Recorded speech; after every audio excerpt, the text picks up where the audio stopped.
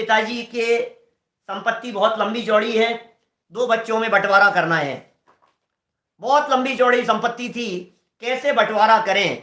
तो पिताजी ने पूरी संपत्ति को बेच दिया और डायमंड बना लिए, एक छोटे से थैले में आ गए, पैकेट में आ गए, अच्छे बॉक्स में डायमंड तैयार हो गए और वो खरबों की कीमत उन डायमंड्स की। अब घर में बुला करके बंटवारा किया तो एक समस्या खड़ी हो गई कि डायमंड का तो बंटवारा हो गया, अब इन एक को तो उसी पैकेट में जो बॉक्स था उसका अच्छी पैकिंग थी, और दूसरे को अब किस में रख करके देवे, दूसरे का बॉक्स तो है नहीं। तो एक गंदी सी थैली पड़ी थी, क्या काय में डालें, किस में डाल करके देवे उसको, तो गंदी सी थैली में दिया। तो मैं आपसे पूछता हूं, बोलो आप यदि उन 2 में से एक हैं तो आप वो बॉक्स लेंगे या थैली लेने के लिए भी तैयार हैं? थैली के लिए भी तैयार है, क्या फर्क पड़ गया यार, 2 रुपए की थैली है, 200 रुपए का बॉक्स होगा, क्या दम है, 500 रुपए का होगा, 1000 रुपए का होगा, में क्या दम है, करोड़ों की कीमत के वो हैं। मैं आपसे पूछ रहा हूं, एक है वो किसमें, बाहरी बहुत अच्छे बॉक्स में, और दूसरा है गंदी थैली में। आप थैली को देख करके घृणा करते हैं क्या, या अंदर का माल देखते हैं? बोलो, अंदर का माल देख रहे हैं ना आप। ज्ञानी व्यक्ति की दृष्टि अंदर के माल पर हुआ करती है और अज्ञानी की दृष्टि थैली पर हुआ करती है। मुनिराजों का जो शरीर है वो थैली है, और उस थैली के अंदर जो रत्नत्रय संपदा विराजमान है वो असली माल है। अंदर में जो उनके ज्ञान है, दर्शन है, चारित्र है, संयम है, त्याग है, तपस्या है, वैराग्य है, ये जो रत्न अंदर में है मुनिराजों के अंदर में, उन रत्नों की कीमत करने वाले पारखी होते हैं, ज्ञान वैराग्य की कीमत करने वाले पारखी होते हैं। अज्ञानी मूर्ख लोग शरीर शरीर से देखते हैं, शरीर कैसा भी बिगड़ा हुआ हो लेकिन अंदर का माल कैसा है। ज्ञानियों की दृष्टि माल पर होनी चाहिए, इसलिए सम्यक दृष्टि ज्ञानी जीव मलिन शरीर को देख करके उससे घृणा नहीं करता। क्या ज्ञानियों की बात कह दी, कौन प्रसिद्ध हुआ वैसा भी संग में जरा कहानी की बात भी करें थोड़ी सी। निर्विचिकित्सा में कौन प्रसिद्ध हुआ? राजा उदयन राजा था, सम्यक दृष्टि था, ज्ञानी था, भेद विज्ञानी था, उसकी चर्चाएं चलती थी स्वर्ग लोक में, मालूम है आपको। उसके निर्विचिकित्सा अंग की चर्चा की, और बहुत धर्मात्माएं हैं, बहुत ज्ञानी हैं, बहुत भक्ति भाव पूर्वक श्रद्धालु हैं, और विनम्रता पूर्वक मुनिराजों को, ज्ञानियों को पड़गाहन करता है, आहार देता है, बहुत उज्जवल परिणामों वाला है। ऐसी बात वहां स्वर्ग लोक में चली। देवलोग आ गए उसकी परीक्षा करने के लिए, नीचे उतर आए देखने के लिए, चले देखे तो सही। एक देव आ गया, राजा अपनी रानी के साथ में दरवाजे पर खड़े हुए थे मुनिराज को पड़गाहन करने के लिए। मुनिराज आए, मुनिराजों को आते हुए देखा, पड़गाहन करने के लिए दरवाजे पर खड़े हुए हैं।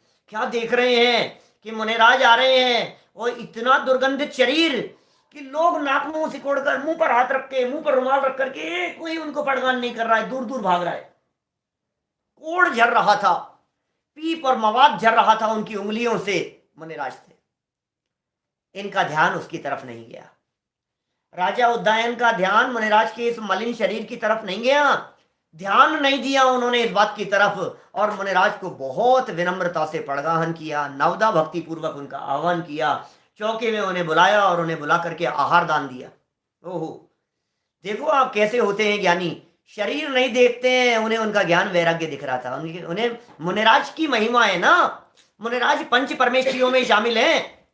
मैं आपसे कहता हूं ये वे मुनिराज हैं जो मुनिराज अंतर्मूर्त में अनंत भगवान बनने वाले हैं। ये वे मुनिराज हैं जो अंतर्मूर्त में केवल ज्ञान की प्राप्ति करेंगे, अनंत बन जाएंगे, सिद्ध दशा की प्राप्ति होगी, ये 3 लोक के नाथ बनने वाले हैं। मैं इन्हें शरीर से कैसे देख सकता हूं? ये उनका शरीर जो है ये अंतर्मूर्त में परम औदारिक शरीर में बदलने वाला है, अत्यंत सुंदर शरीर में बदलने वाला है, कन्वर्ट होने वाला है, कैसे देख सकते हैं?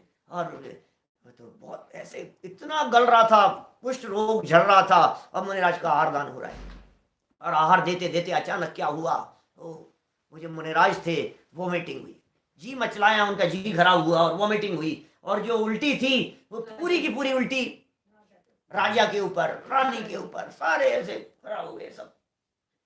ये देख करके भी राजा ने घृणा नहीं की, बिल्कुल भी दुखी हुआ, खेत खिन्न हुआ कि ओहो हमारे ही आहार में कुछ दोष हो गया होगा, हम योग्य आहार नहीं बना सके, हमसे किसी प्रकार का कोई दूषण लग गया होगा, हम योग्य रीति से उसका बना नहीं सके, और उन्होंने सफाई की, शरीर को पहुंचा, मुनिराज के शरीर को पहुंचा, खुद के शरीर की तरफ ध्यान नहीं दिया। ओहो, ये सब देख करके इतनी देर में ऐसे तो विकल्प आ रहे थे राजा को तो कि ये हमसे क्या गलती हो गई, हमसे क्या भूल हो गई। खेत खिन्नता का भाव, अंदर में पीड़ा का भाव, इधर तो ये चल रहा है, और उधर से क्या हुआ मालूम है, अचानक मुनिराज गायब हो गए और सुंदर रूप में देव प्रकट हो गया। ओह, धन्य है आपका निर्विचिकित्सांग। निर्विचिकित्सांग में प्रसिद्ध हुए वो। विचिकित्सा माने होता है घृणा, और निर्विचिकित्सा माने होता है घृणा नहीं करना, ग्लानि नहीं करना। अरे यदि आप घृणा करें, मैं आपसे पूछता हूं, जहां प्रीति होती है क्या वहां घृणा होती है क्या? मैं यदि आज आपसे ये कहूं कि बोलो आप किसी की पोटी साफ कर सकते हो क्या, तो आ गए नहीं।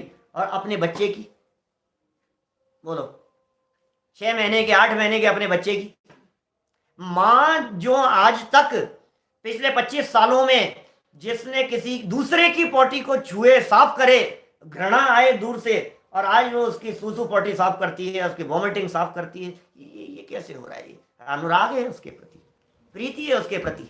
तो जहां प्रीति होती है, जहां राग होता है, जहां अपनापन होता है, वहां इस तरह की घृणा का भाव नहीं आता है। दुनिया में कोई कर सकता हो तो बतलाओ ऐसा। ऐसे ही जिन्हें देवशास्त्र गुरु के प्रति भक्ति का परिणाम है, जिन्हें ज्ञानियों के प्रति भक्ति का परिणाम है, अरे ज्ञानी बनने की दिशा का प्रथम चरण है ज्ञानियों के प्रति अनुराग होना, ज्ञान स्वभावी आत्मा के प्रति अनुराग होना। ये शरीर मलिन दिखाई दे रहा है, लेकिन शरीर के भीतर बैठा हुआ आत्मा मलिन नहीं है, वह आत्मा परम पवित्र पदार्थ है।